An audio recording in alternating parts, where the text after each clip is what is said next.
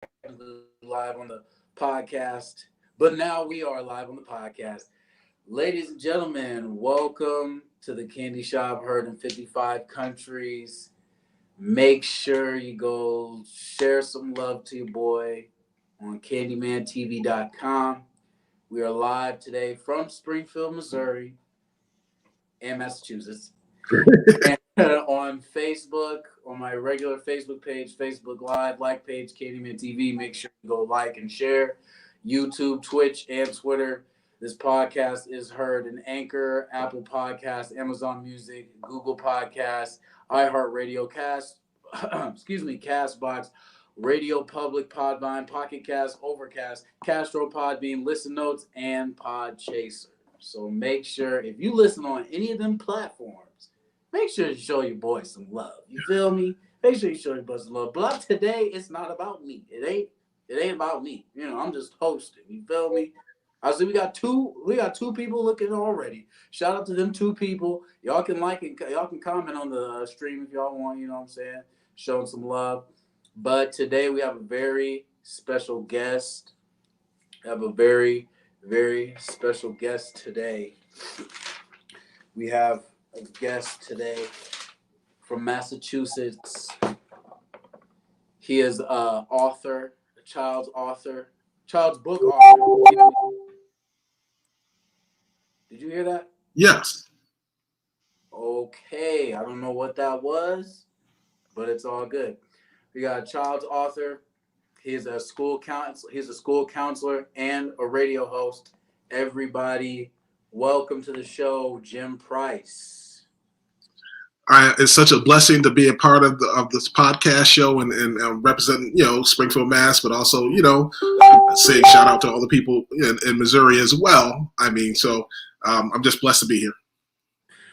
I'm glad you came on the show because, we've been supposed to have this episode, but I had delays and, my inbox was blown up by a post I made on this group chat. Well, not group chat, Facebook like group page about the podcast, have a lot of guests and whatnot. I'm glad we got Jim today. So, Jim, tell everybody a little bit about yourself real quick before we get started. Yeah. So I'm a children's book author. And so all my in terms of the books and things that I do, they're all social skill building series for the kids. So that's part of the dynamic of myself, at least in that. So, and I'm also a school counselor for the public schools in this area. And I also host a radio show myself that's based on educational values and issues and concerns across America that, tend to have issues and problems, in the system, in the educational systems. And I'm also a doctoral candidate at American International College. Okay. So let's start from the beginning. We'll start with the children's books. So, what made you get into writing children's books? So probably back in 2012 or something to that effect. I've been doing the counseling thing for a long time. Like I've been in the counseling game, doing the counseling of the kids for a while. So back in that time, I was working at a private school. I hadn't really quite gotten to the public sector yet. So I had to do social skill lessons with the elementary kids, and some of them were, was a private school, behavioral kids, things of that nature. So of course you can only imagine elementary kids and their attention span is only so much. And so sometimes it'll be hard to get through those social skill lessons. So one day I decided, you know what, I'm going to change the game a little bit. I'm going to change things up. So that particular day I brought a snail puppet into the social skill group with me. I named the puppet Harold from the Hood, and I used it to model appropriate behavior, social interactive skills, things of that nature, modeling and things like that. And the kids loved it. And I was able to start to get through all my social lessons with them. And after that, it's like a lot of the other kids and students, they gravitated toward that. And Harold from the Hood is born. And now all these years later, it's like, it just became a social skill. I decided, it became a social skill building series. Okay. So Harold from the Hood. What made you choose Harold from the Hood for the name? I wanted to have a part of having everything be a part of the dynamic where I grew up. in terms of the things I would see. And I mean, I always say there's still issues with race in this country and things of that nature. So I wanted to have something that not only is connected to where I'm from, but also be able to understand that, you know, there's a big demographic out here, and you want to be able to connect with all kids on all levels. And I mean, the way the climate of the society is today, working in the school system, it definitely gives me a first-hand look of what kids gravitate to, things of that nature. So Harold from the Hood, I mean, it kind of was a connection with me, even with the character itself. Like back in the day, I had a high top fade and everything like that. So I got the glasses. So it kind of, I incorporated parts of myself in the main character as well. But I felt it was important to remember my roots of where I came from in terms of my upbringing and things like that. Okay. So, and I'm sorry, what year did you said you started? That was like 2012, I would say. 2012. Okay. Yeah, it was like 2012 when I just had started. I actually wasn't even thinking about getting into education. I was actually a therapist first, and then, you know, that game kind of is different. You know, clients don't show, you don't get paid, things of that nature. So then I changed over to education, and then I actually liked the education, and you know, so I was like, oh, you know, this is cool working with the kids. I had done strictly adults up to that point, and then when I got to working with kids, I'm like, I like this. So I'm gonna try to stick around for a little bit. Yeah. Sweet, awesome. So, what was your journey like when you first started getting into being an author? Everything kind of materialized on its own. Like, so after all that part of the, you know, the story with 2012 and having the social skill lessons with the kids and stuff, and then you fast forward, at that time we had the pandemic going on and the shutdown had happened like in March, and so all the educators were at home, and you know, me being a counselor, you know, I would counsel kids still, but Zoom counsel was a lot different from, you know, in person. And so while I was dealing with being at home a lot, something came to me, and I was like, you know, I probably could take Harold from the Hood and actually make it into something. And then I began to flesh out ideas and concepts for the first book, A Trip to the Park, which is based on accepting others' differences, diversity and inclusion, and things of that nature.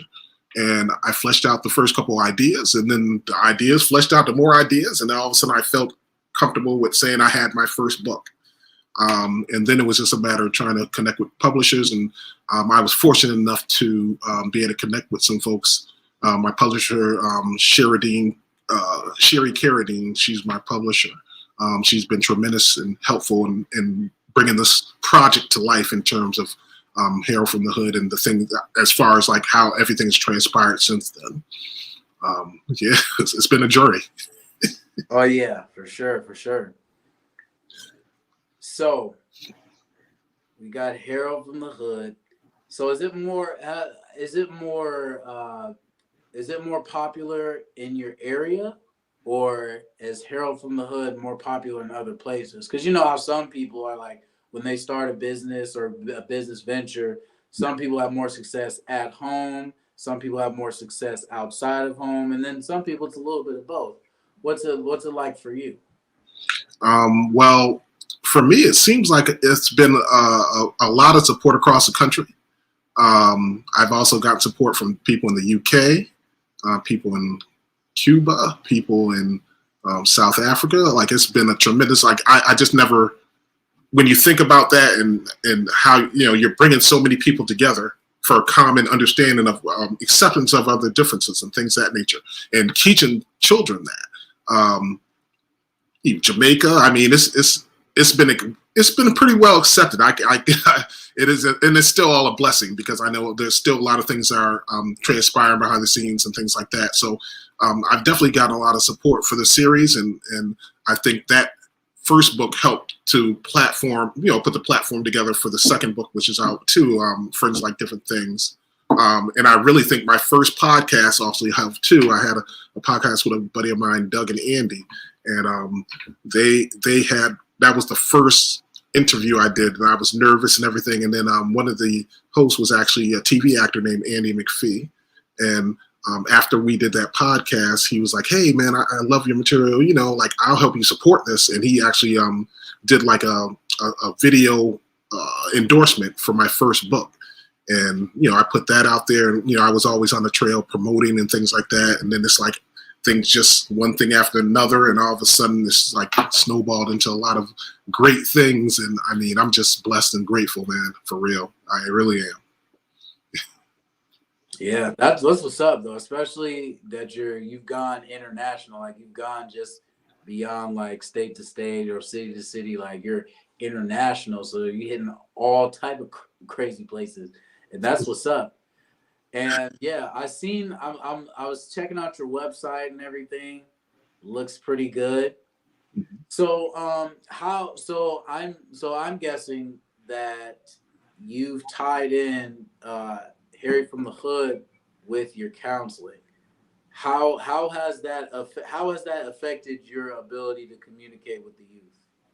I think actually it's been such a wonderful tool to have because, like, you know, a lot of I do the sixth, seventh, and eighth graders. So especially the sixth graders, they now they, you know, like I had made little wristbands that would have Harold from the Hood on it, and then like have my website address on it.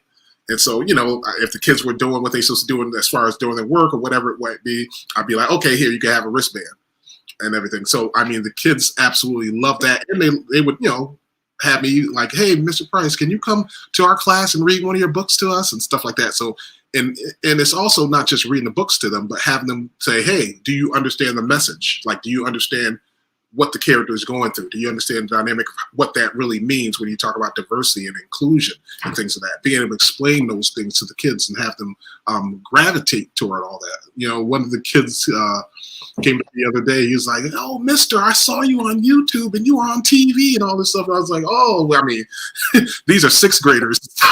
You know what I mean? These are little tykes. I mean, these are little tykes. And I mean, they're so connected with technology these days. I mean, it's just amazing the things they do. But I definitely tie the lessons that I have in my books. I get most of my inspiration and lessons from seeing their everyday interactions and things like that, and how they incorporate communicating with others, social interacting with each other, and things of that nature. How they incorporate technology as well while they're doing all that stuff as well. Okay. So, what specifically made you want to get into counseling? Like, was that before? Were you trying to get into counseling with the youth before the books, or was it a little bit after? How did that come down? So I was doing the counseling, I was doing the counseling first, and the books kind of materialized later. I really wasn't. It was almost like, you know, an idea came and it kind of just went with that idea of, okay, well, this is what I'm going to do. I'm going to make this happen. And they always say, you know, when you're striving to achieve things, you should speak it into existence and things of that nature. So, I mean, that's what I did. I said, you know what, I'm going to do this. I'm going to make this a reality. And I mean, all the doors that were needed to be open to have that happen opened for me. And I walked right through all those doors and was blessed and fortunate to be able to, you know, have it where I could do that and make it reality, make all those ideas about creating something that kids can understand, it's on their level, and also, you know, teach lessons at the same time. You know, Are there any like personal things that happened while you're growing up that really pushed you towards counseling? I would say even when I always felt that it was important. Like as we, you know the climate of our country is definitely changing, where it's more diverse, and you see that within the school systems as well, where the school population of the kids is becoming more diverse and things. And I always felt it was so important for them to see someone that looks like me in a position where I'm in, helping them and seeing that, you know, giving them a say, you know, there's things that you can do if you want to proceed in other directions and stuff and not be caught up in a lot of the negativity and things of that nature. There's things that you can do. So, I mean, I think it's tremendous that they're able to see someone like me, and especially being a male too, be able to see me doing what I do and knowing I'm there for them, and I can understand where they're coming from. You know, it's almost like if you're seeing a therapist and they've never had experience of certain thing, you know, kind of seeing kind of strange, if they're trying to give you advice about something that they never really experienced. So, when they talk about poverty, just racism, discrimination, and all those things, I've experienced all those things throughout the course of my life. So, I think that helps me better connect with a lot of the students because I understand what they're coming from. It's not like I'm just saying, I hear you. I understand because I've been through those experiences. Right, right. And that's good too, because like growing up, like I didn't really have to, well, I went to mostly a private school, like until like high school. So there really wasn't a lot of black teachers. There was like, here and there or, substitute, but there wasn't really like any teachers that could really relate to a lot of things that were going on in my life. Maybe the other kids, and maybe to an extent they could understand, but overall, they really don't understand certain things, or like they would say certain things out the way that they really wouldn't mean for it to be like offensive or anything, or but they didn't know. But now I see, especially like now in this generation, there's a lot of like more people of color, whether it's Black, Latino, Hispanic, a lot more diverse, like you said, like more diversity in these schools. And that's a great thing because there's all different types of life in school and different types of problems and different type of situations that people can relate to. Yeah. So the diversity really helps at the end of the day. It really does. I'm telling you, it's the difference now. This climate has definitely changed, and you definitely see a lot more diversity and inclusion happening in these days. And of course, with the push, the way everything has been, since George Floyd and all these things have transpired. You've seen a real influential push toward making, things about diversity and inclusion and things of that nature. And I think that dynamic plays a part in why I create these social skills stories as well, to have a better understanding of those things. Okay, yeah, for sure. So, with the counseling, what's like the what's one of the most challenging things that you deal with when it comes to counseling? Is it coworkers, or is it like the students, or just spill the beans? Let's hear it from you. Sometimes, I think sometimes it's about, at least with the students, about building trust and building the relationships with the kids. Sometimes you know that kids have dealt with a lot of trauma in their homes and things like that, and then they'll come to school and they're expected to be able to just focus and learn and things like that when there's so many things happening at home that they're worried about. And I find with students, it's always important to build that connection with them, build that rapport with them, so you can build a level of trust and understanding. And then once you're able to do that, it makes it so, if that student's having difficulties with certain things and things like that nature, it makes it so you can have a better way of maybe collaborating with them to solve whatever the issue and concern is. I find that to be very true. If you're able to let that student be a part of the plan of what they're going to do to solve whatever the issue and concern is, they're more likely to follow the plan because they actually had a portion or a part of in creating it and helping it and suggesting ideas for what they think would work too. And in terms of the staff, sometimes, you get the staff who are a certain way. And some staff is able to connect with kids better than others and stuff. And of course, students have their favorite, this is my favorite teacher. That's my favorite teacher. This is my favorite. So, I think it's important for kids to have somebody in the building, in school buildings, where they can connect to and feel comfortable with going to talk to issues and concerns that they may need to address. It might not even be me. It might be Mr. whoever from social studies that they have, feel more connected to, but just they have somebody that they can express concerns and things like that. I always say to the kids, I say, feelings and emotions are kind of like if you're, have a Coca-Cola, a bottle of Coca-Cola, and you shake it up. Of course, when you open it up, it explodes, it blows up. And we're teaching you lessons, life skill lessons, to be able to utilize skills and strategies that will keep you from getting to that point where you have kept everything inside and you haven't really, had dialogue about these issues and concerns within you. And all of a sudden something small happens and you have this blow up, So I'm always one to say, hey, you need to express your feelings, share dialogue, and that's how you solve problems. Because if you're quiet, I mean, nobody can read your mind. I mean, Superman can leap over a single building in a single bound, but he can't read your mind. You know. Yeah. So, I like to use analogies with kids that they can relate to, all the Marvel stuff and all the, those kind of things to kind of bring to life the ideas and connecting it with real life situations. Are you now real quick? I'll get off subject. Look to just switch it up a little bit. Now, you brought up Marvel. Are you more of a Marvel or DC type of guy? Or are you not picky at all?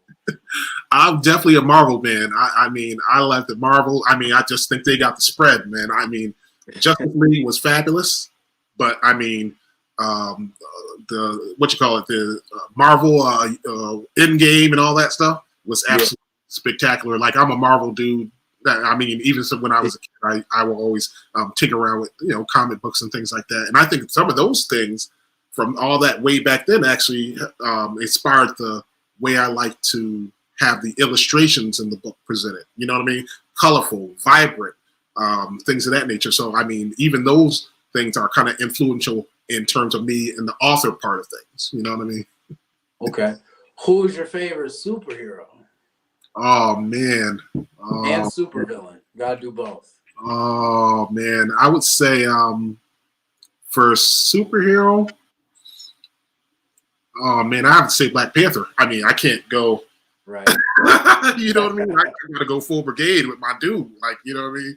And as far as villain, I would say I would feeling like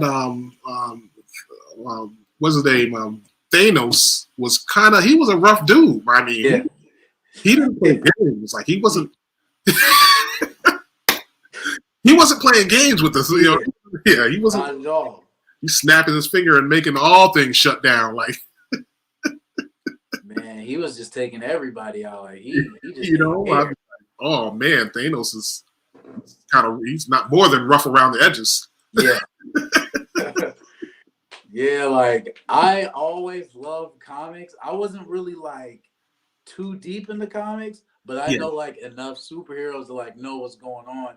Mm-hmm. But what really made me love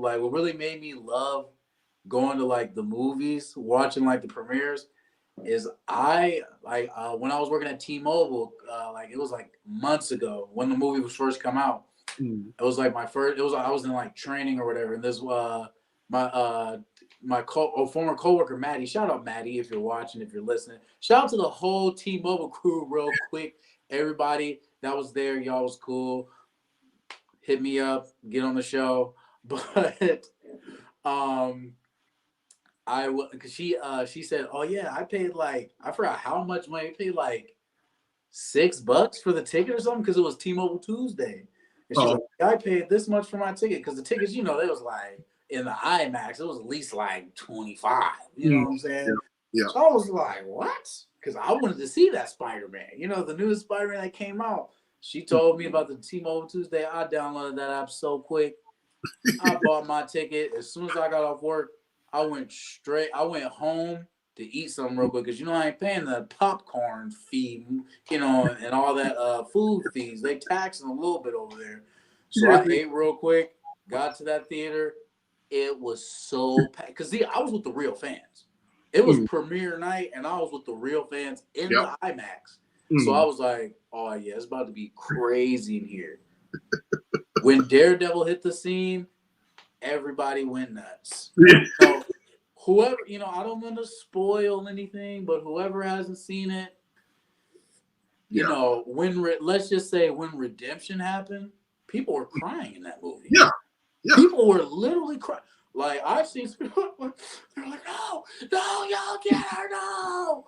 And then the Redemption happened. Everybody was like, yes, no. Like, some people were standing up, clapping. It was so crazy. Like, that's what really made me love, especially going to the premiere nights. Yeah. Those are the real fans. Some people be like, oh, they're making too much noise. They're this and that. You're not a real fan. Yeah. That's all to it. You're not maybe you don't belong here. Maybe you should watch it by yourself. Maybe wait until, come on DVD or, stream some streaming service, Disney Plus. They got all the Marvel stuff. Maybe you should wait till then. these fans had me turned up in the movie. Especially when the with the Aunt May scene and all three of them. It was crazy. Right? That was bananas. That was bananas. That's when, oh man, that turned them up crazy. Like, yeah, I love that movie. I absolutely. I thought that. I mean, and thinking about how they set up the platform now, they still have characters to introduce to the line. You know what I mean? Like they have tons of characters that they can still introduce. So I mean, it's just gonna get crazier. I think it's gonna get even more wilder. And DC better step it up because that Marvel they got the formula. Exactly, that's what I'm saying. Stan Lee sprinkled that formula on him, and then when he took off, he was like, "Y'all know what to do with the rest." Mm-hmm. Plus, there's so many different superheroes. Yeah, it's like, you know, because I remember somebody said like, because I didn't see that new Doctor Strange yet. I saw that. I thought that was good too.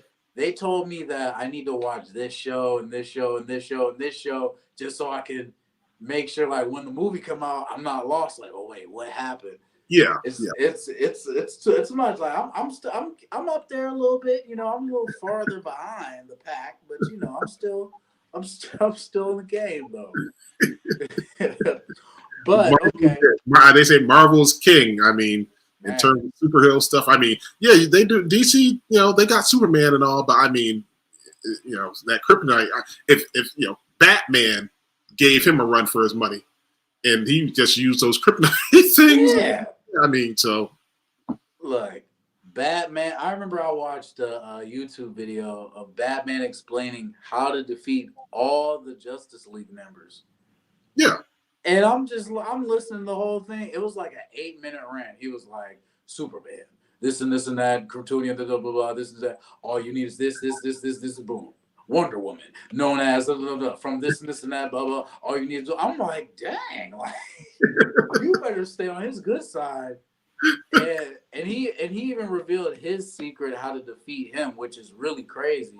Yeah. But I'm gonna let the fans. I'm not gonna spoil it for anybody. If y'all want to know, y'all want to defeat Batman, he'll tell you. Just look it up on YouTube. But well, yeah. So let's get into your radio hosting. So do you have your own hosting station, or do you co-host with someone? Well, most of the time, the show is my show. I do have a lead guy who helps out with the setting it up and all that stuff. So, and most of the time I'll just invite a guest on and stuff like that. Or sometimes I'll just go pick a top. But my show is about educational issues across the U.S. So I kind of stay with that.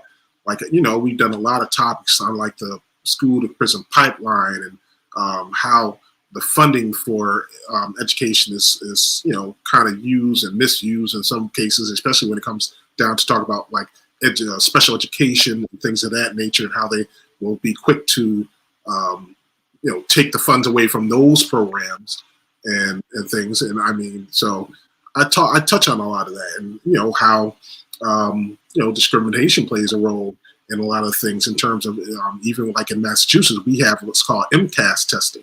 So, like the kids, they can have straight A's, but if they don't pass the MCAS test, they don't graduate. They'll get like a certificate of you know, like participate. Almost, that's what I call it, like a participation certificate, which is not a GED. Right.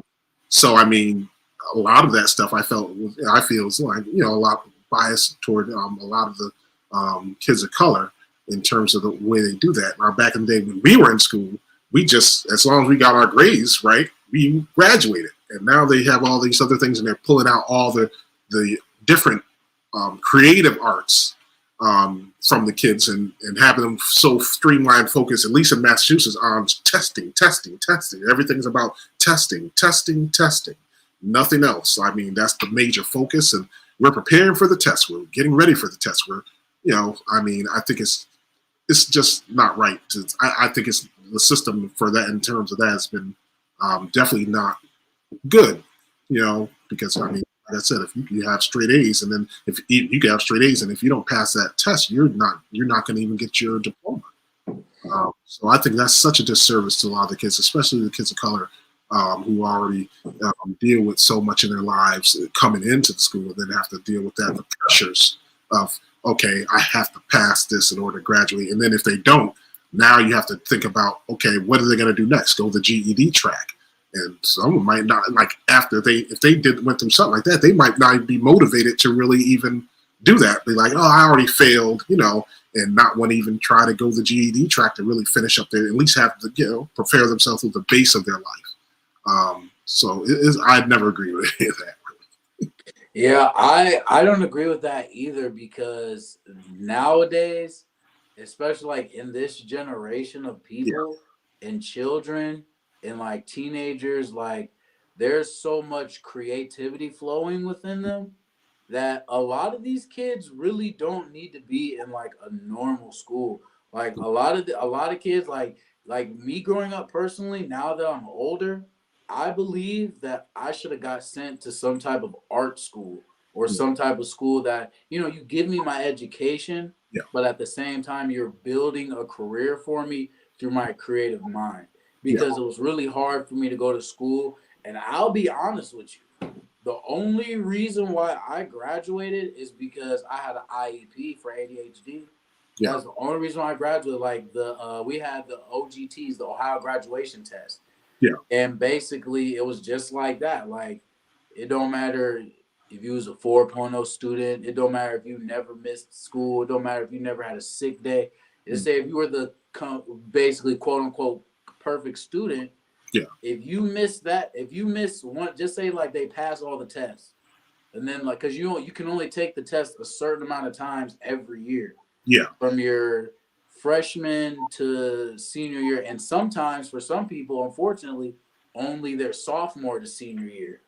So you take that test. If you miss it by half a point, oh, can't graduate. Yeah. I saw people in the hallway crying Mm-hmm. when that happened, like, because it was like the day, like I remember senior year, it was like the day of the OGT test, and this was the final result. Like, Yeah. you pass it, you're graduating. I would like one of my teachers came up to me, and she was like, "Oh, well, do you want to take?" Because I had like science. Science was my weakest one. I don't know how I passed history with flying colors. I don't know how. The rest of them I did, what, I forgot the scores, but I remember history. They said I did excellent. Like, I did over what I was supposed to, which is good. I'm not complaining, but I knew science. I was like, yeah, it's a wrap for me. Like, I'm gonna take this test, but if I don't graduate, I don't care. Yeah. But the council lady said, "Oh, well, do you want to take the science OGT? Because since you have an IEP, you don't have to take it." Yeah. I told her, "No, I don't want to take it, because I already knew, like, I wasn't prepared. I was never good at science anyway, because I never really understood it. Mm-hmm. But it wasn't fair, because I didn't have the best grades. Yeah. But there are some people who studied harder than me. There are some people who were way better than me at a lot of academic stuff. There are some people who had full ride scholarships ready. Like, they were like, oh yeah, as soon as you graduate, come on through. They lost all that, all because of some stupid test that shouldn't have determined if they're going to graduate. It should have been based off their performance for the 4 years they was in high school. Exactly. I think that in Massachusetts, that's what I feel. I agree with that 2,000%. Like, if the kids are getting straight A's, they should graduate. They should get their diploma, so they can have at least that foundation to build on for the rest of their life. I mean, if they go to college or whatever, they can take a trade or whatever, but at least they have the foundation. They got the foundation that they can build on for the rest of their life. And I just never have really agreed with any of that. The testing part of things, I've never agreed with that. Yeah, because I mean, testing is good to an extent. Yeah. But like, they gotta realize not everybody's a test taker. Like, there's some people, you put a test right in front of them, oh, what's up? They ready for it. Me, like, it was so hard for me I never passed a lot of tests because I would be the type, like, I would study hard. This is not. I didn't do flashcards, and flashcards, that was what really helped me, because I found out in elementary school. Like, I remember I was getting help with, like, I forgot what it was, but it was this thing where like you go to these people for like 30 minutes, Yeah. and they'll help you like study and do things like that. Mm. And they did flashcards, and when they did flashcards, everything started clicking better because I'm like, okay, I can remember that. We would have like little contests in class, like they'll be all we're gonna split up between teams, and Yeah. we're gonna ask questions about this and this and that. I remember one time I was doing so good, everybody wanted me on their team. I was like, okay. Then as soon as that test came, everything gone. Yeah. And then it was just like I did all this study for that. That's why senior year, I really like half of my junior year, like towards the end, I really didn't study too much. But then senior year, I was just like, as long as I just pass and get these grades, I'm cool. Like, just because I lost motivation because it wasn't really, it was just too, it was complicated for me to like just sit out and stare at a piece of paper for a long time, not being able to get up. Sometimes you can't even go to the bathroom. Yeah. So it's just like you got to hurry up and do the test so you can leave or go to the bathroom, but you can't do it. But you can't. Oh, let me fix it. No, you already turned your paper in. Yeah. You got to either leave or you got to sit at your desk or, find something else to do. Yeah. And like I said, like I was more like the artistic kind because I remember like watching like shows growing up. Like they would have like kids at these schools where like they would be like, artistic. Like I remember, I think it was one of the Nickelodeon shows. It wasn't. I think it was Victorious. Oh, okay. Okay. Yeah, it was a school. Every kid had some type of talent, and that's basically what they majored in. Like they would have other classes, and they would have regular classes, but they would have specific classes that would major in what they want to do. Like if somebody was good at piano, they'd have like a major piano class, or if somebody was good at acting.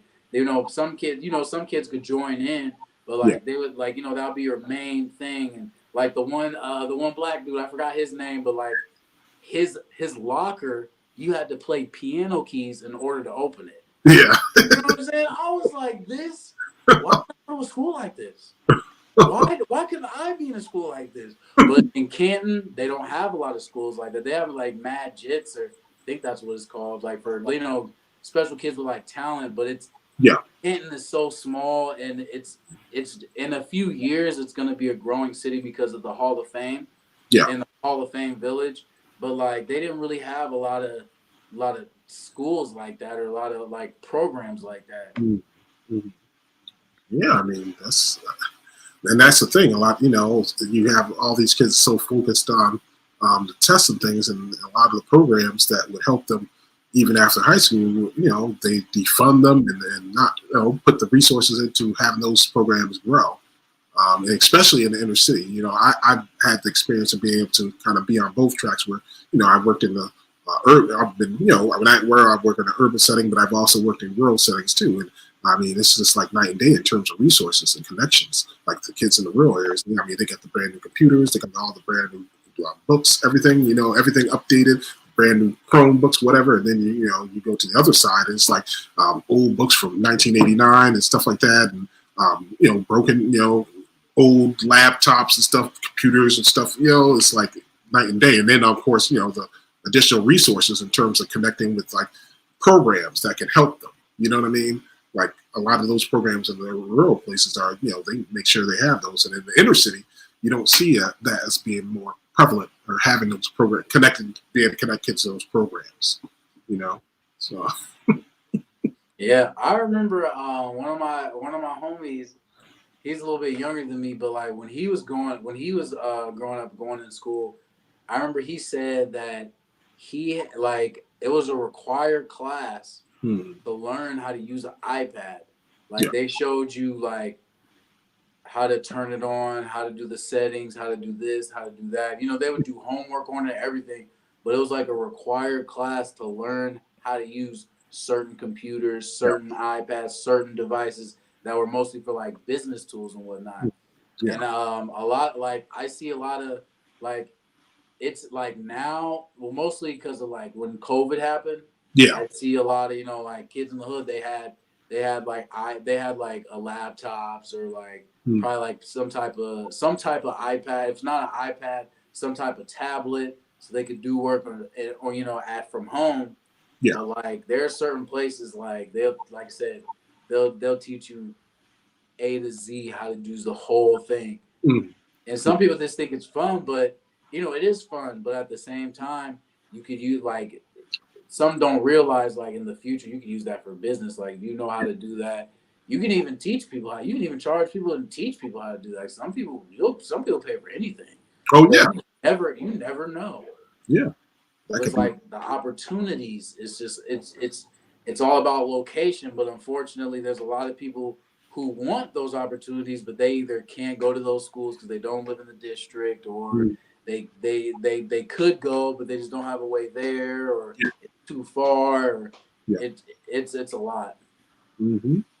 That's a lot of the part of it too, transportation, and sometimes families just lack the resources to try to navigate all those avenues in terms of even just getting to school and having the kids be able to access the education fully like they should. Every child is entitled to free, appropriate education, and so there's so many aspects, especially when you talk about the school systems and how they function. There's so many things that can be fixed and worked on to make the experience better for the kids and also help the families as well. So it's crazy. So let me ask you this: like, what do you, like? Is there anything you got planned, like to help in your community those situations? Do you have anything planned? Are you working with anybody about anything? Yeah. I stay connected to the community, and I do book signing and stuff like that too. But I also do like virtual Q&As with districts and children and things like that, to try to get them to see me and see have them have the experience with somebody who looks like me and be able to ask questions about things pertaining to the craft of writing and things of that nature. A lot of the times, in the when I do like virtual Q&As, and I do like a book reading and virtual Q&As, a lot of the students are so enthusiastic and have so many great questions in terms of how can they, perfect their craft of writing and become inspire them to be author and want to be authors too. So I think it's so important when they see someone like me doing the things I do and be able to have such a broad reach in terms of the social skill building series and be able to ask me questions and things like that. I think that's such a joy. I get a kick out. I get such a joy out of helping kids in that way. So I do that. And I also mentor the youth through basketball because I coach basketball too. When I can. Now the doctorate program has kind of taken a lot of that time. I'm in the process of working on my dissertation now and things of that nature. So that's kind of gotten away. But before all that, I would mention the youth through basketball too, with coaching them, and that would give me a chance to connect with a lot of the inner city youth as well, through mentoring and coaching them and just steer them in the way to understand that education is important, and the choices and decisions you make, there's going to be consequences. So whether you decide to go and do the right thing or making bad choices, there's going to be consequences either way behind whatever you decide to do. So I always express that with the kids when either I mentor and things of that nature. Okay, yeah, that's what's up. We definitely need more of that in the community. I have a couple of things planned too as well, not just for Springfield, Missouri, but for back in Canton, Ohio. Oh, and shout out to the Virgo Show for showing love. That's my girl right there. She gonna be up on the episode too. We had one before, but we gonna do it again. But yeah, and shout out to my boy Ethan too. But yeah, that is something that I want to work on too. I help build the community because like currently where I live at, like Springfield, Missouri, a lot of people really don't see it. At least the people that's from here. Yeah. They don't see that this city is really a growing city. There's a lot of good money and a lot of business opportunity out here. You just have to put it out here because, a lot of people are stuck in their ways and a lot of traditional ways just weren't good enough and they're still trying to do, or they were good enough to an extent, but you need to reach out to this next generation. Yes. And there's a lot, especially like in the Black community. Like there's a lot of up and coming Black businesses out here. There's a lot. There's a lot that need to be supported. There's a lot of local Black businesses that need to be supported, and a lot of just because this is it's a country. It's more a country town. It's a decent sized city, but it's more like a country town for real. There's racists here and there, but it's just you just gotta like I said, you just gotta put stuff out here. You gotta make things. You got because like I said, this is a growing city, especially like with MSU and the football team and the basketball team and a lot of the sports and everything. That's where a lot of the major money is, like the college out here, because a lot of people from these small cities, they could go to St. Louis or Kansas City, but a lot of them come to Springfield because it's a lot closer. So Kansas City and St. Louis, that's for some people, that's like 3, 4 hours, 3, 4, 5 hours away. Springfield, that's about like 20, 30 minutes. And I recognize that through the traffic. Like I work at Incredible Pizza sometimes, and I meet a lot of people, and a lot of them be like, oh yeah, it's our first time here. We're from such and such Missouri, which is about like 20, 30 minutes away, 40 minutes away. And a lot of other, like, because it's mostly a college town. There's a lot of people from all these different cities that come out here on the weekends. And there's a lot of potential, and there's a lot of good, positive money that can come out here. You just got, like I said, you just gotta place it. And some Black people here, they really don't know how, because they've been here their whole life.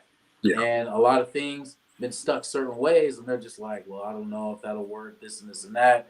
But through my experience and through my knowledge that I've learned, and the things that I've learned through like entrepreneurship, it's a lot. There's a lot you can put out here. Same with Canton.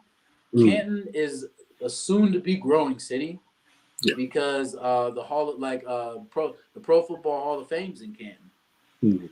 And what they're doing is they're making Hall of Fame Village. So where McKinley High School is the high school that represents basically Canton. There's other high schools, but McKinley is like the school. McKinley was matter of fact, McKinley is right beside the Hall of Fame Stadium. The kids used to play at the Hall of Fame Stadium, but now I don't know if they still do. But eventually, if they still do, or if they don't anymore, the owner, Tom Benson, he was like, nah, I don't want them playing there because this is for the Hall of Fame. And basically, they're like, he's been buying people's houses left and right that live in that area, like right by the high school. Like there's been times he was just walked up, people, hey, I'm Tom Benson, owner of the Hall of Fame Stadium, writing checks like when you need to move out, I got you. And it's a soon to be growing city because once they put Hall of Fame Village, it's basically going to be like an NFL theme park somewhere. It's going to be traction from all around the world, not just once a year, but all year round. So instead of just Hall of Fame week and people just come out once a year for a week, it's going to be consistent revenue, and that's what's going to make Canton a growing city. Like I plan.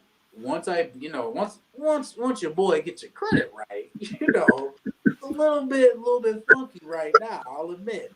But once I get my credit right, I want to put some stores down there. I want to put a couple stores, maybe put a little restaurant down there because there's a lot of business there. Like there's so many. Like last time I was in Canton, I've been in Missouri for like 2 years. Last time I was in Canton, all these hotels was being built. They got a Dave and Buster's out there now that's attracted to the mall. They're really putting in a lot of effort in the city. Like, sad part is like certain areas they're basically getting rid of. Like certain areas because it's really dangerous. And they're trying to clean up the streets. Because if they're gonna have consistent people coming in from out of town and whatnot, they need they're gonna clean up the streets. There was a couple, I know some people who got locked up in the RICO case because they're like, nah, like we serious. They're tearing down houses and all that. But you know, it's just like I'm trying to bring some like unity to like to the hood, Yeah. black people. Because when we like you said, we was talking earlier when you brought up the George Floyd march or whatever. Yeah.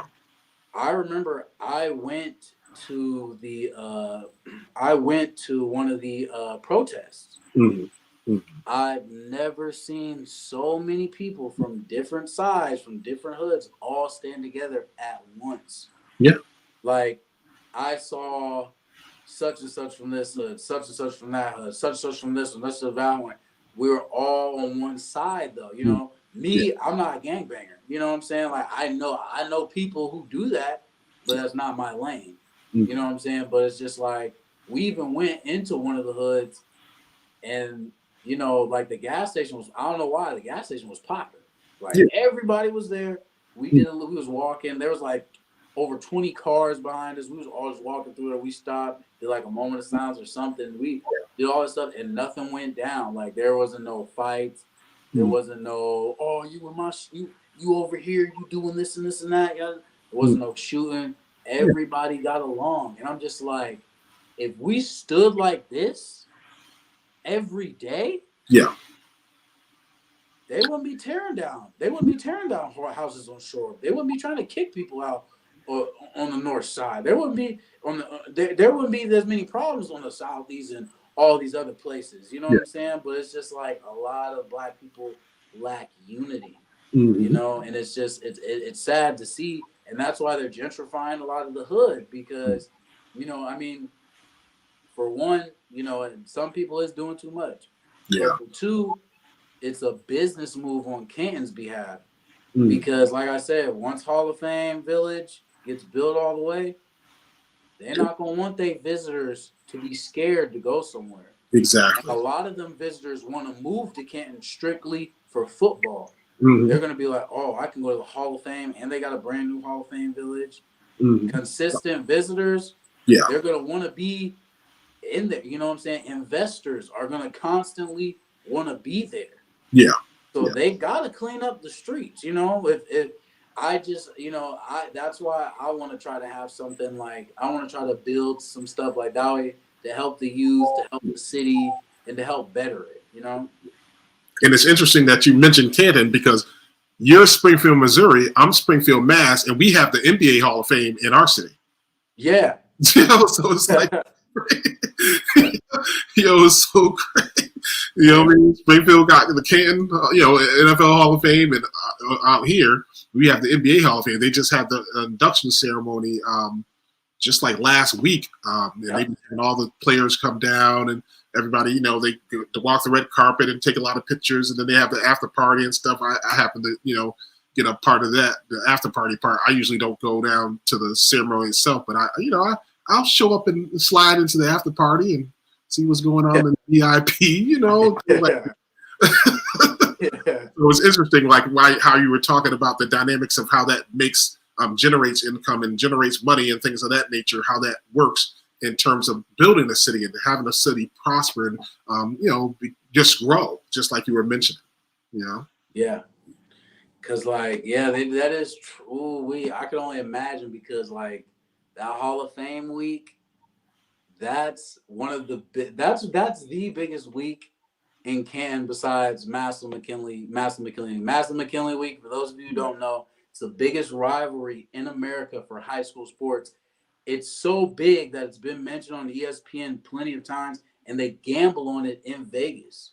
Yeah. But you know, Canton and Massillon are such small cities, people wouldn't think that. Mm-hmm. But you know, it's all facts. Yeah. But like Hall of Fame week, like they have like they have the induction ceremony. Mm-hmm. They have tickets to where like they have a Hall of Fame dinner where like you dress up real nice and you're sitting at a table. The Hall of Famers are sitting at this one table across from everybody. Mm-hmm. They got like the autograph signings. They during certain events they have the little walkway where like mm-hmm. fans stand on the side and there's the ropes, and then they see like football players and celebrities walk down. Yeah. It's amazing. It's amazing, and it's such a special experience. But I do want to go to that Hall of Fame in for the NBA. Though I got to see what that's like. But I've been to the, I missed the last couple of years of the Hall of Fame. I'm very, very upset because I've been told that they was like, fam, you missed it again, fam. Mm-hmm. Oh man, you should have been here. I'm like, oh, don't worry, next year I'm gonna be there. Yep. I'm gonna be there next year for sure. It'd be like that up here too in terms of experience. I think it's always been a good experience. So that's always a big thing. And the Big E's always a big thing, and the big Eastern States expedition thing and stuff like that. People are eating all these different kind of foods and experiencing all these different kind of foods. They're putting like bagel or glazed donuts with hamburger and cheese and stuff like that. Yeah. It's a heart attack waiting to happen, but when you eat that kind of temporary pleasure, you know what I'm saying? Yeah, that is so bad. I really do. I do want to go though. I do want to go for sure. Mhm. Like, gotta experience it. Well, I got to, because especially when LeBron James gets in, I gotta be there. Yeah. My credit gonna be right then. Y'all gonna see me in the eyes of ESPN. I'm like, yeah. Y'all gonna see me on there. You gotta see me on that one. Yeah, he's got a few years left or whatever, but I know, at some point it's gonna happen, and it's gonna, he'll be, trotting around Springfield, Mass. You never know. Someday have a lot of shops on Main Street, and like one of my friends was telling me, like I went to the after party thing, but they were like, oh, we were at this pizza shop, and Dikembe Mutombo walked by, and they didn't realize how big he's 7'2", though. The dude is 7'2". His hands are probably longer than my head. You know what I mean? Like he's a big human being.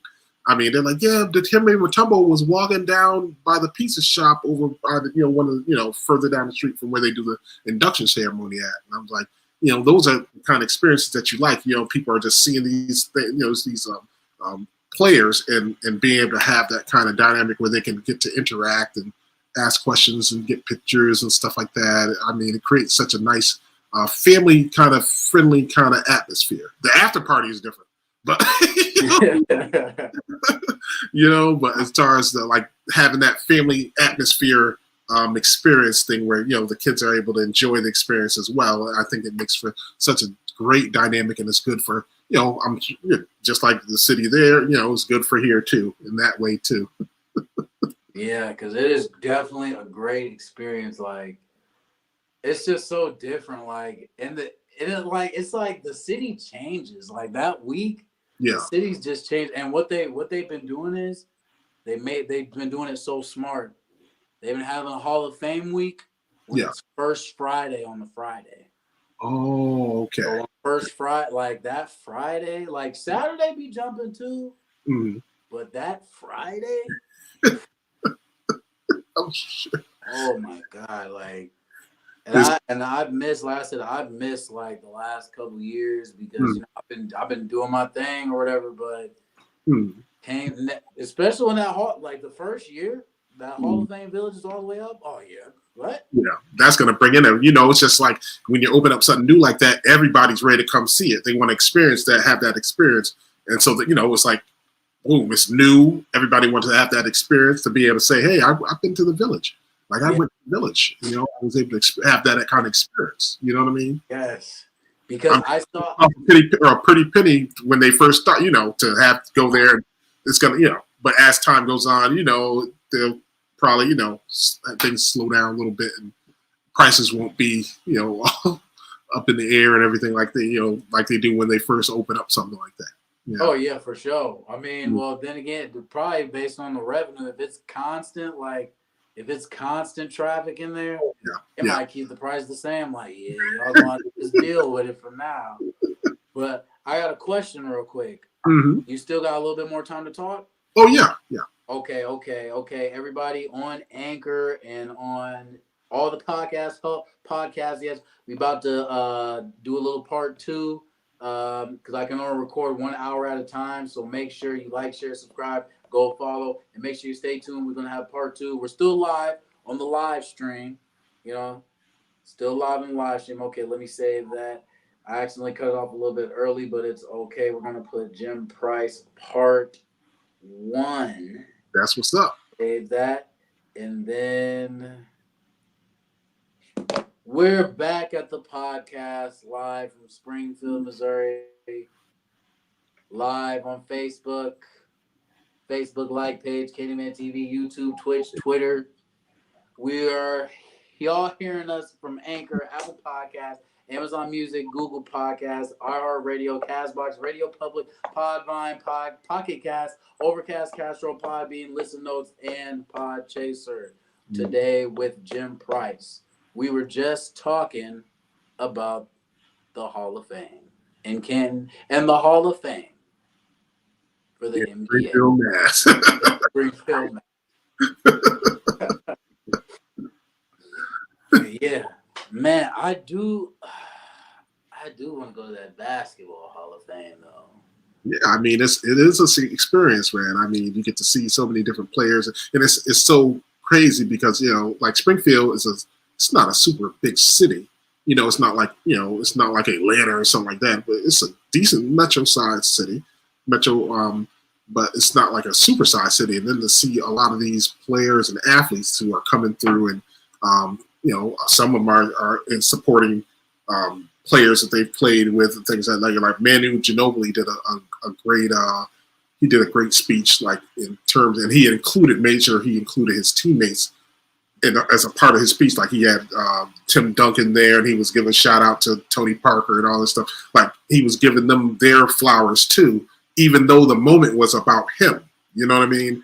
And I think that's something that people often, forget. Like sometimes you do, it's good to give flowers to people who's helped you along the way. Like I have a lot of people who've been helped me on my path, coming from just, ideas and books, and then having it generate to become a series, and talking to like award-winning authors and things like that who are giving you advice and things like that. I got to give a shout out to Paula Carl. She's an award-winning author that's helped me out with things and give me advice about things, and she's such a tremendous help. And shout out to Chicago too.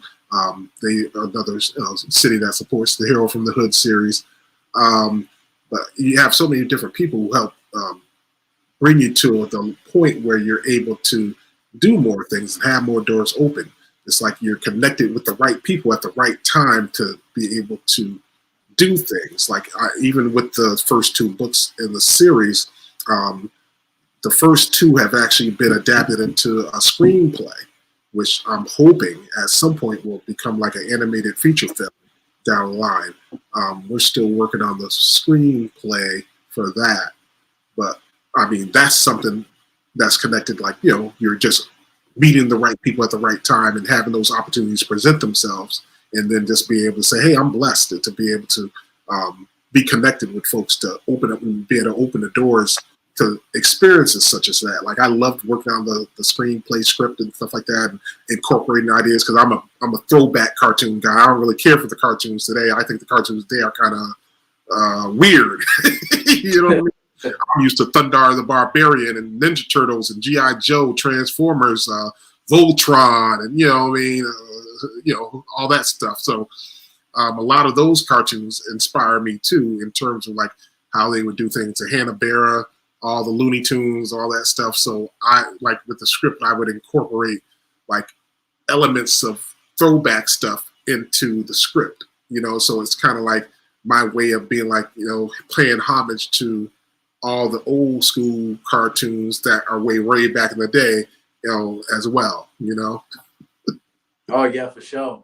Cause I like a lot of the older cartoons, like from like back then. Like I mean, like that. Don't get me wrong. Like I'm from the '90s. That like in the '90s, Nickelodeon and Cartoon Network really had their prime. Oh yeah. Because like in the early 2000s, because that was when they were really going neck to neck. Because I remember it was at a point where on Friday night you had to pick. Yeah. Because it was new. It was Cartoon Network had cartoons, and Nickelodeon just had like their little shows, but it was just like they were all new episodes. So it was just dang, like this show coming on, Mm, this one coming on. mm. So sometimes I flip back and forth. Like I'll be like, okay, I'm gonna watch this episode here, but I don't really like this cartoon. So the Yeah. next one, I like this one. I'm gonna see this one, and then Mm. they replay them on Saturday. So you get to see, you know, you can see like I was a bit because I was sheltered a lot. So Mm. you know, I watched a lot of cartoons, a lot of TV, Hmm. and it was a good time though. I also, you know, I can't forget about Thundercats. That was my favorite. You know, Thunder, Lionel, man, Thundercats. I mean, all that stuff. That's my generation right there. I'm probably telling my age a little bit. You know, oh, he knows about I Thundercats. remember they used to play the old Thundercats cartoons. I thought they was new. Yeah, I was like, oh yeah, Thundercats. Then when I got older, I was like, oh, that was older. Okay. But then like when I seen like the animation compared to certain, I was like, oh, okay. It Yeah. was older, but Thundercats was tough. yeah, Thundercats was tough. Like, sure. yeah, right. He was so funny, like for no reason. Oh man. Yeah, I love the Thundercats, man. That was one of my favorite shows. That and you know, Robotech too. Robotech was one of them. Yeah. I love too because I think that was the first cartoon that really dealt with the idea of characters, you know, meeting their fate and being how the characters dealt with that. And I think, at least for me, that was the first cartoon that really dealt with the idea of having characters go through grief from losing friends and things of that nature. So it was kind of more mature rated kind of thing, you know. But I mean, I was a kid then, and you know, so it was like different. Like, oh, I've never watched a cartoon that deals with elements like that, where they're actually dealing with the ideas of grief and grieving over friends and things like that when bad things would happen in the cartoon and stuff. So, I mean, that's another one too. But I've always been a throwback cartoon guy, and I think a lot of that is definitely a part of how I feel in terms of incorporating those into my books, elements of those into my social skill building books too. You know, actually, the third book is actually going to be coming out probably early October, and that is going to be like focus on trying to teach the kids the lessons of advocating for themselves in situations where they may have issues or concerns, or just advocating. You know, maybe they want something or whatever the issue might be, but being able to speak up and advocate for themselves in a way where they can get their needs met and things of that nature. And I think that's something I also work with the students too as well, in terms of learning for themselves to learn to advocate and do things and not be afraid to speak up and let people know if something's happening. Because I mean, if you don't speak, nobody knows. And if you don't speak, it's hard to solve a problem when you're not talking and saying, hey, this is what's going on. You know what I mean? Oh yeah, for sure. So, Now, were you ever into like anime by any chance? yeah, I mean, my daughter more than anime. It's crazy because I used to be in an anime. In my younger days, I was like a lot more into anime. And then as I got older, you know, things change, life change. You get kids, you get bills, you know, all this responsibility. So things kind of change. You don't always have the same time to enjoy those kind of experiences anymore. But then it's interesting because my daughter, who's 11 now, she's into anime, and I never really introduced her to it. She just kind of gravitated to it herself. So I'm like, oh, that might be a part of me that just kind of naturally had her gravitate to anime like that, you know. And she loves all the anime stuff. I mean, she's like, Daddy, can we watch this anime, this and anime that and all this? You know, I don't be knowing all the names of a lot of stuff because, you know, it's been a while. Myself is like Dragon Ball Z, things of that nature. But, you know, now the anime is so different, and, you know, they have so many different shows too. I mean, so yeah. I'm a good anime fan as well. Man, I like when it came to anime for me, I was picky. Yeah. Like, you know, Dragon Ball Z, that was really my first anime that I fell in love with because, like, I don't know, like, you know, I was just like because I think I got hip to Dragon Ball Z like during like the Toonami days. Yeah. Toonami came on after school. I just remember one day, I think I was just scrolling or something, and like, or when I was watching Toonami, they said, "Oh, Dragon Ball Z is up next." I'm like, Dragon Ball Z? I seen martial arts, I seen fighting, And I was like, yeah, I'm trying to see what's up with this. Let me see. I remember like one of the episodes, it was like around they had like a marathon or something. They had something on Toonami late night, and it was the episode where Goku and Piccolo was fighting Raditz. Yeah, I I seen remember. part of it. I was like, hold on, what's this? You know, then when I seen the part where Piccolo was like, hold on to him, Goku, my ribs are broken. Oh, and the whole I was like, oh, hold on, I gotta watch this now. Like, I remember I Mhm. used to watch Yu Yu Hakusho. Yeah, Uh, I love that one. It was a couple. It was definitely a couple. Like Toonami had someone. My sister, she wasn't really like an anime person, yeah. but I remember she was obsessed with Sailor Moon. Oh, Obsessed with Sailor Moon. And yeah. at first, I was like, "This is a little corny. This show's corny. You know, it's girls fight. You know, this is that." But then when I look back at it now, Mm, that was one of the greatest animes of my time. yeah, yeah. Like that show was really, really good.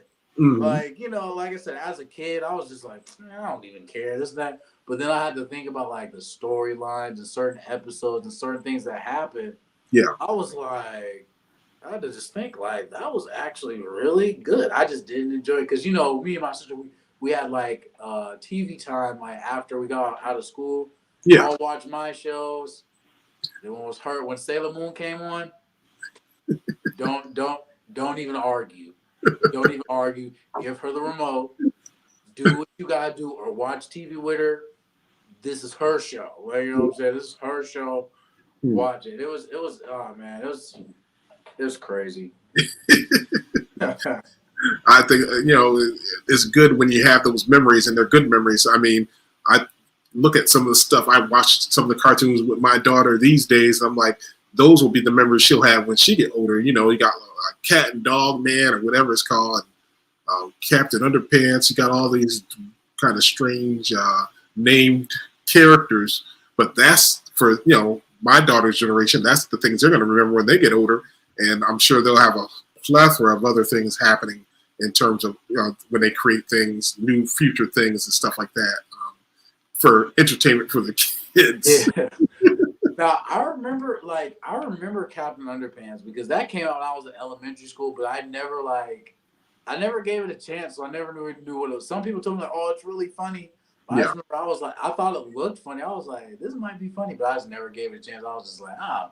But I remember like when the school, how like they have the bus pull up with all the books and you can like yeah, get books and things. I remember I seen like some kids used to buy like the Captain Underpants. I was like, should I get that? But then I saw other books that I like, so I was like, I'm gonna get these. But yeah. I remember Captain Underpants was really popular. But Mhm. like I said, I never gave it a shot. I probably should. My daughter loved all that stuff. I kind of see it as kind of strange, like you got a superhero who's, Captain Underpants. I mean, No costume though. exactly.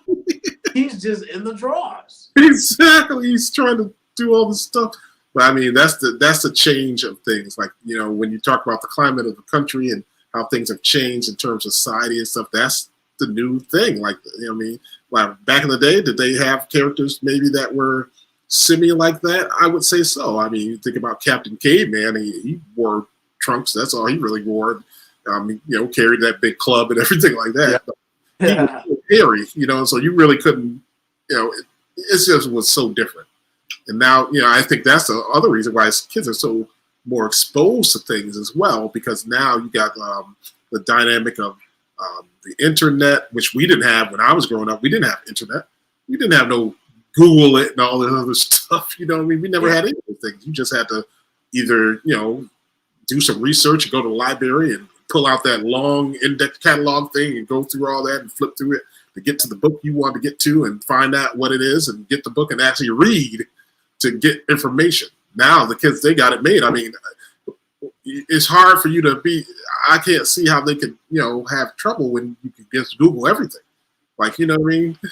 Everything is Yeah. so different. Like when Google came out, I never realized how much Google was of help until like high school ish. Cause like middle school when you have the internet, was just, I was just happy to have the internet.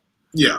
But then, like, as I got older, I'm just like, dang, like Google literally has every answer to anything. Exactly. Like I get on Instagram, and there's this guy I follow, Tyler something, I forget, but he always make videos. It's like, oh, secret websites you never heard about, part 1, or part such and such, this and that, and he always be having like, there's some websites where they'll help you, right? Like if you copy and paste something from a book, it'll unplagiarize it for you. Yeah. And put it in, and there's there's a whole bunch of websites like that teach you how to do like free stuff. Yeah. You still got to pay all this money. It's so many. Like every day I look at his posts and I'm like, dude, like, where do you find this? Yeah. Like there's even a website. There's a website up there that he has where you can play like old school Nintendo games and old school PlayStation games. All you gotta do is just do something, and then like you can basically like play like Super Smash Brothers from like the 90s or something, or like Galaga from back in the day, or all types of stuff. And it's just crazy. Like the internet is really like a whole different world. It is. It really is, man. I mean, it connects you to so many different things. It's like, if kids have research to do, I mean, they don't really know the answer, and maybe they didn't feel like reading the chapters that the school wanted them to read. They just Google it. Like, I mean, the answer to it's going to pop up in a whole bunch of selections. Will pop up there for them to click on it and get the answer that they want without actually have to really do too much reading. You know?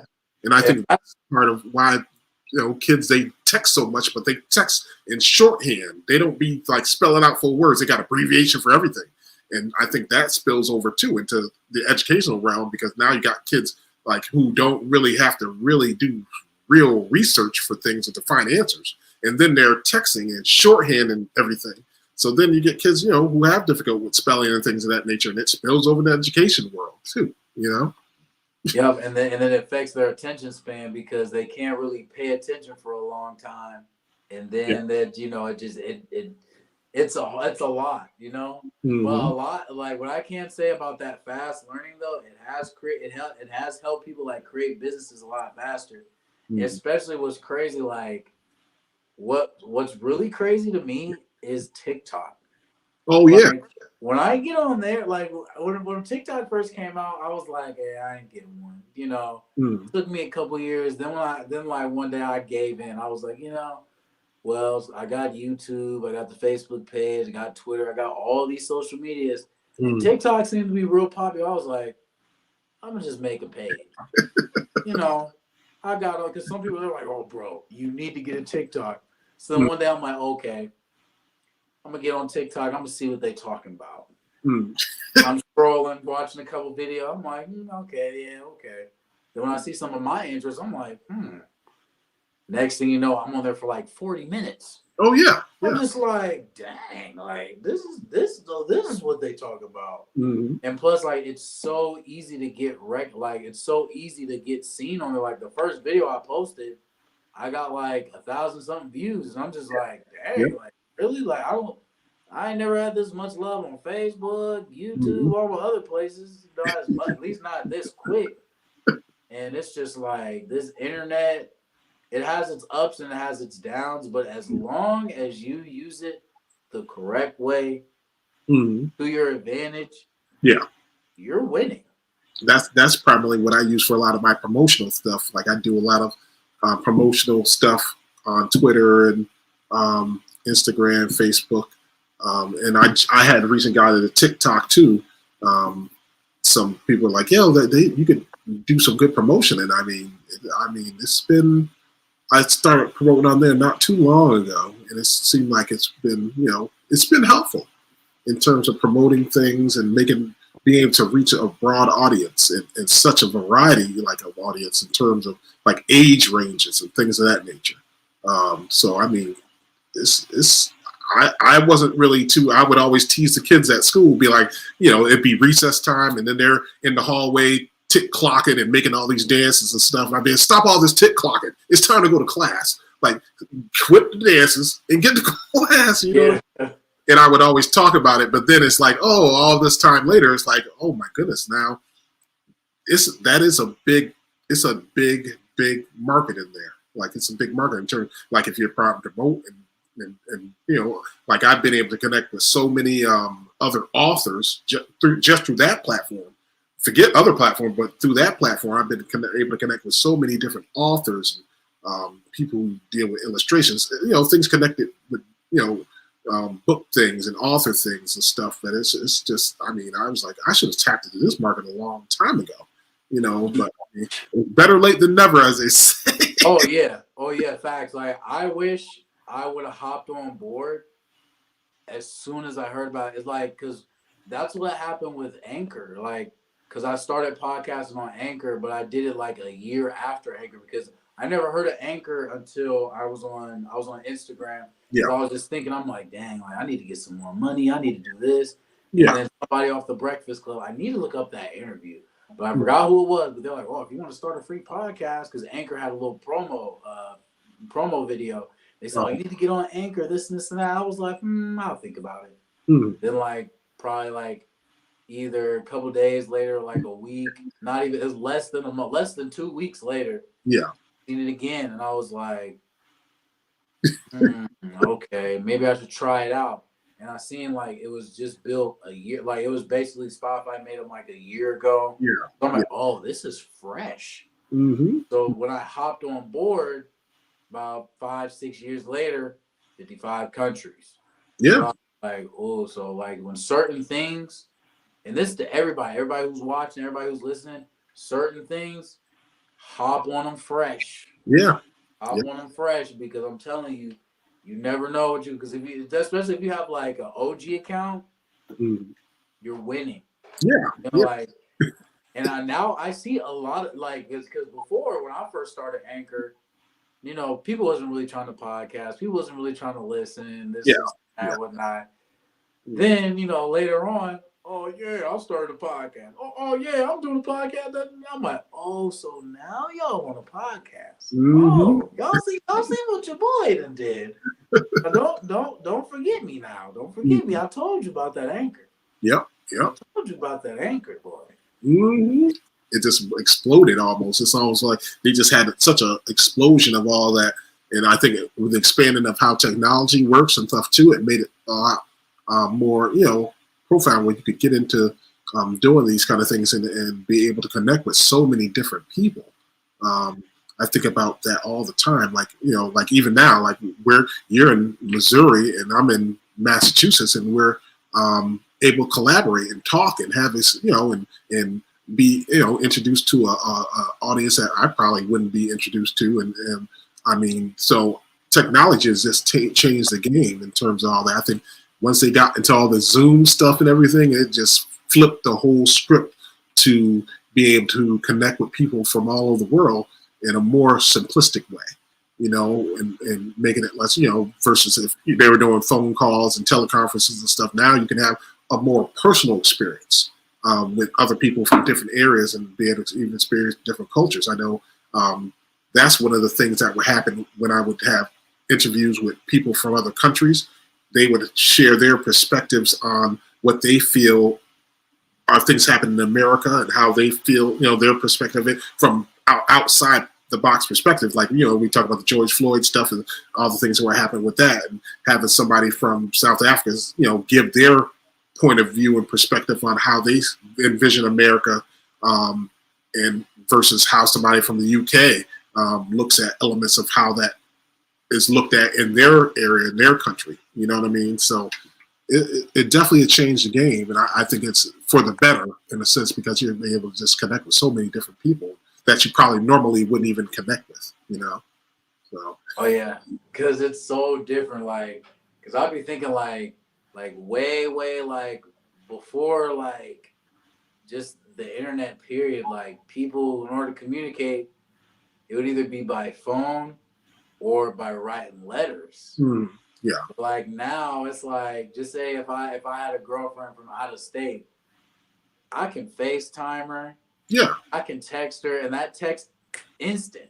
Yeah. You know, the email came in before texting, but like emails, like to me, email is like the mother of texting.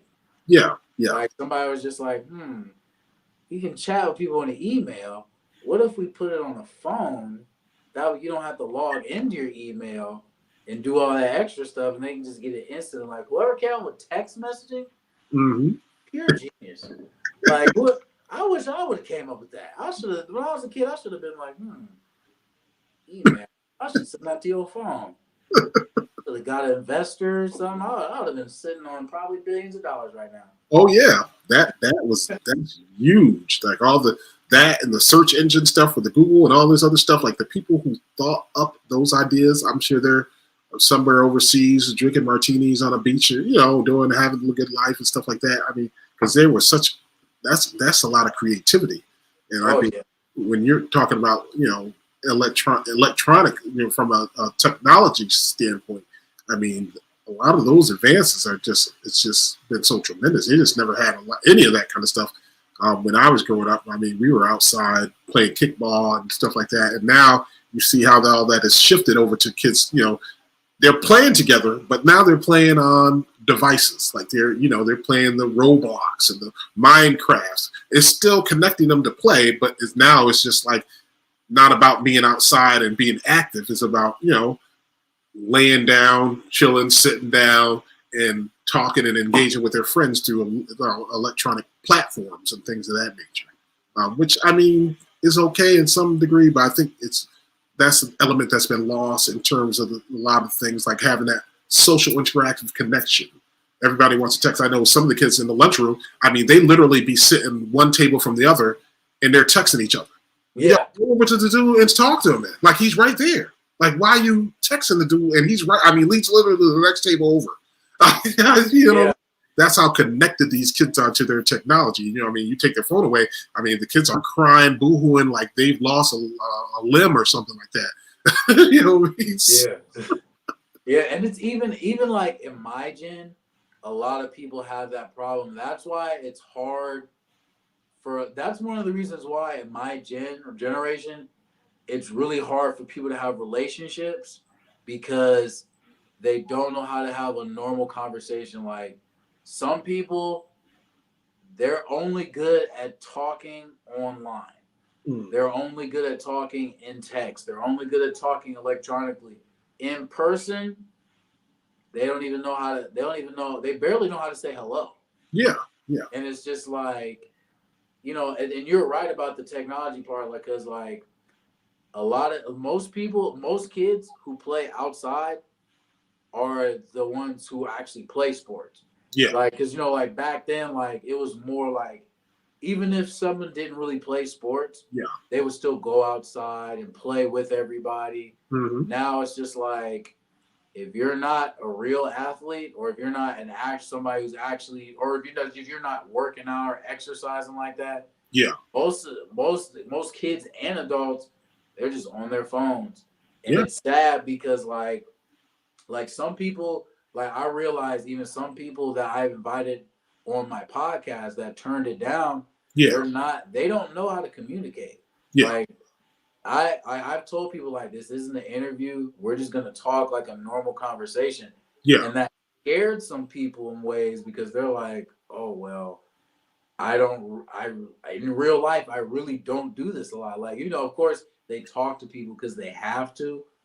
But if it's outside of the text, or if it's outside of electronics, or, if it's outside of a game or something, they're not good with it.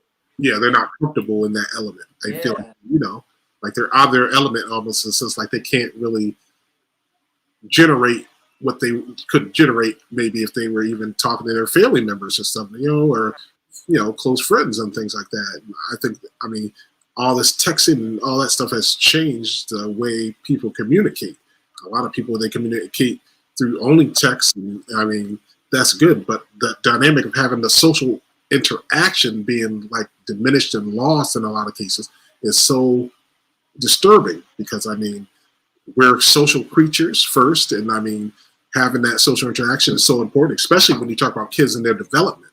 they need to have that social interaction so that they can nurture themselves to be able to understand and recognize social cues and things of that nature from other people, and be able to navigate that where they're making good choices in terms of how they are choosing to interact socially with other people. Yeah, it's pretty crazy because like that's why like sometimes I don't like hanging out with certain people. Yeah. Not to sneak this. I'm not sneaking this nobody. If anybody's thinking like, oh, I wonder who you talking about. But it's just so annoying if I'm in a room full of people. Yeah. And especially when we're all grown adults, and everybody's on their phone. And if someone strikes up a conversation, you just hear text, huh? Yeah. What'd you say?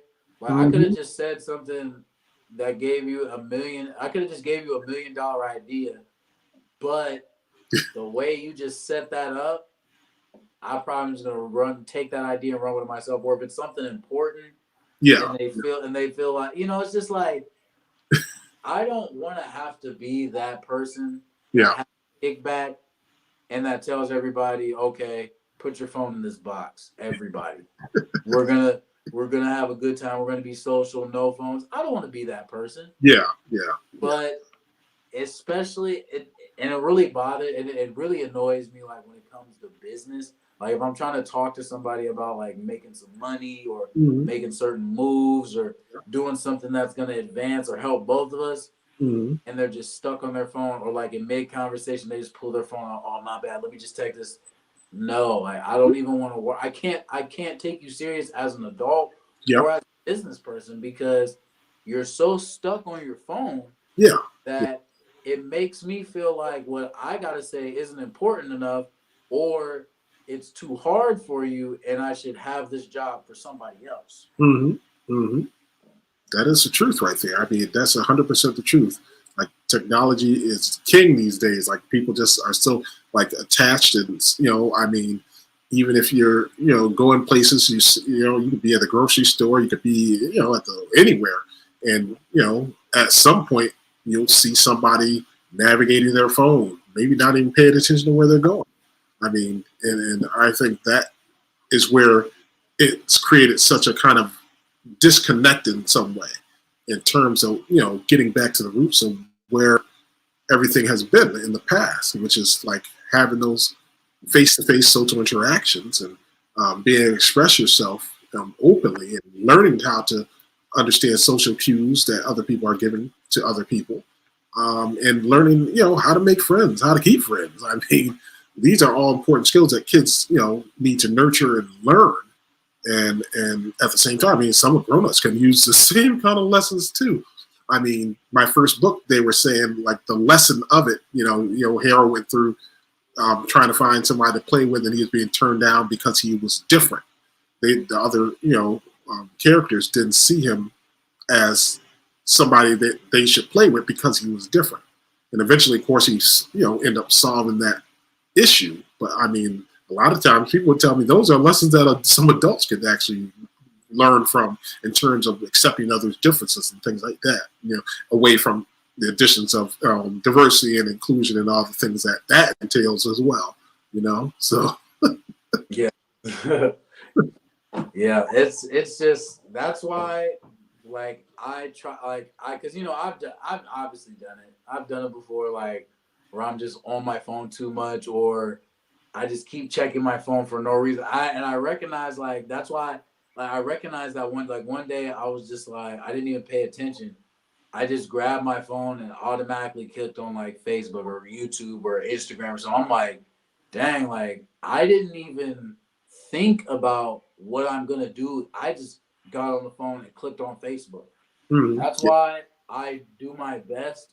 Like if I don't like if I'm on my phone a lot, mostly now, like because now that with my businesses and whatnot, yeah, most of the time on my phone, it's for business. yeah, It's for either I mean of course I call and text people. I got people people I love and I care about. I call and text them, but mostly like I said, now it's for business. Like I don't need. That's why I don't download games on my phone. yeah. I don't have unnecessary apps. on my phones. Like it's strictly mostly business because I don't want to have to be. I don't want to have to seem like I have to be on my phone all the time because like that's it's kind of scary. It's like an addiction for real. Like some people are really addicted to their phones. Like there's been times, like you said, like some kids, you take their phone away for 5 minutes, they'll have a heart attack, A mental breakdown.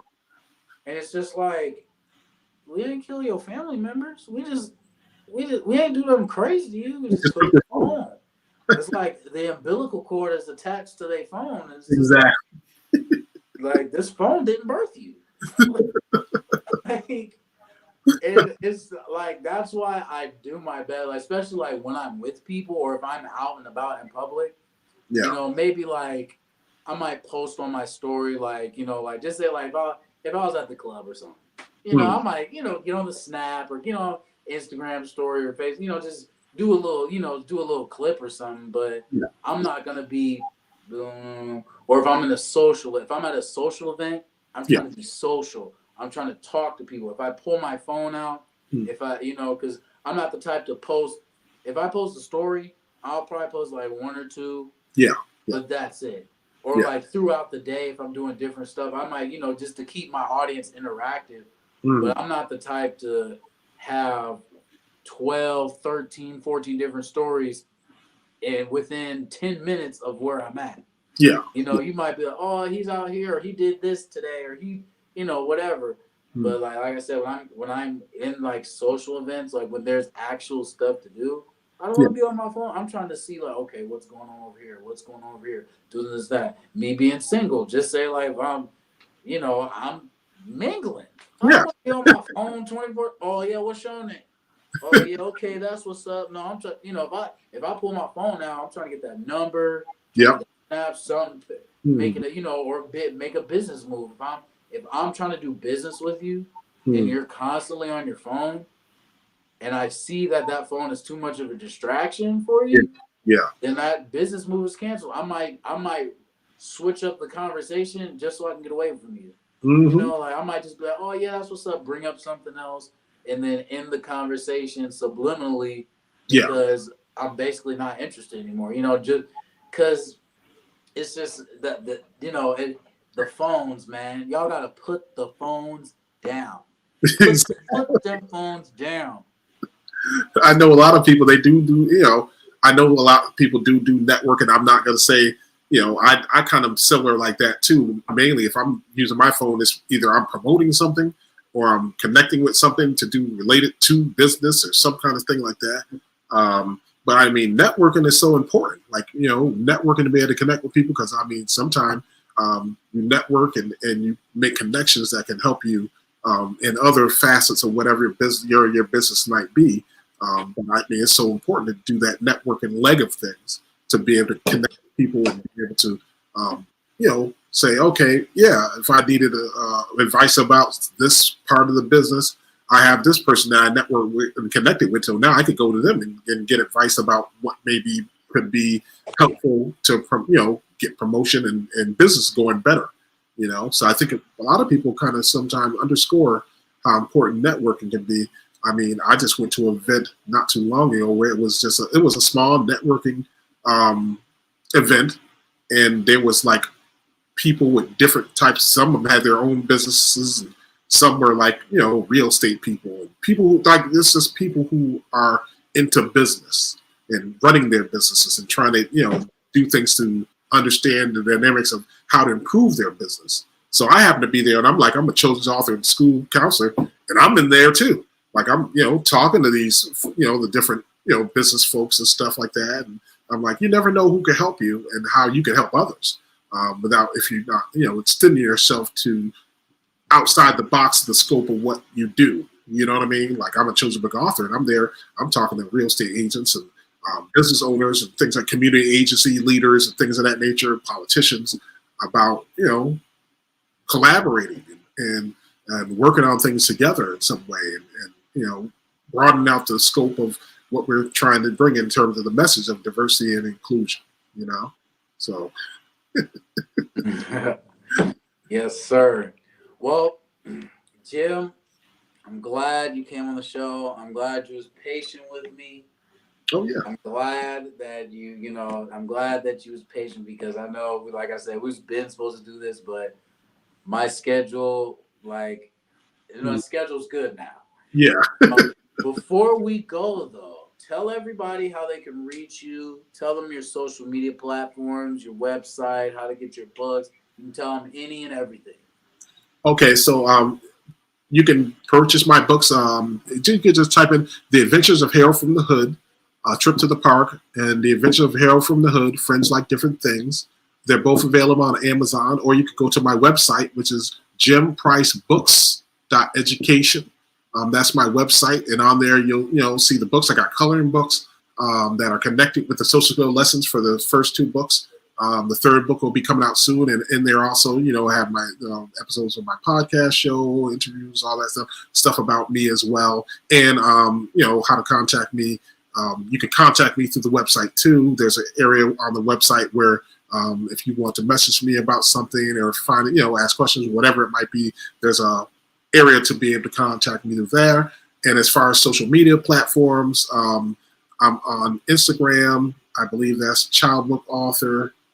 Twitter, I believe, is Child Book Author, at Child Book Author. Facebook is just Jim Price. And I'm on Indeed as well. I do a lot of promotion with folks in the working world too, and on TikTok as well. So I think all of those I've pretty much made them the same. It's like Child Book Author as my main name, but we'll have my name under there too. But those are the platforms I do a lot of my promotions on, and I mean, like I said, the 3rd book is going to be coming out in sometime in early October, and it'll be a social lesson around advocating for yourself, having kids learn how to advocate for themselves.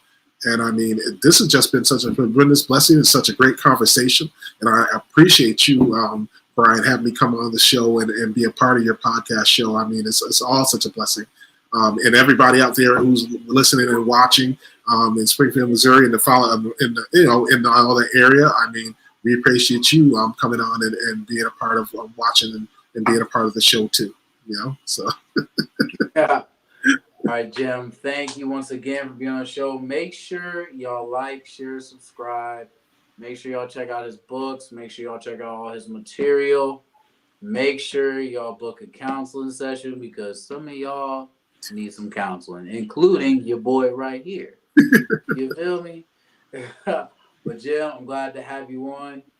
And everybody, and Jim, before you and me go, I just want to talk to you about a couple things before you and me go. But we're gonna end the broadcast and we're gonna end the podcast. So make sure you go to Candyman TV to hear the exclusive podcast. Y'all have the links in my bio, and y'all have a wonderful day.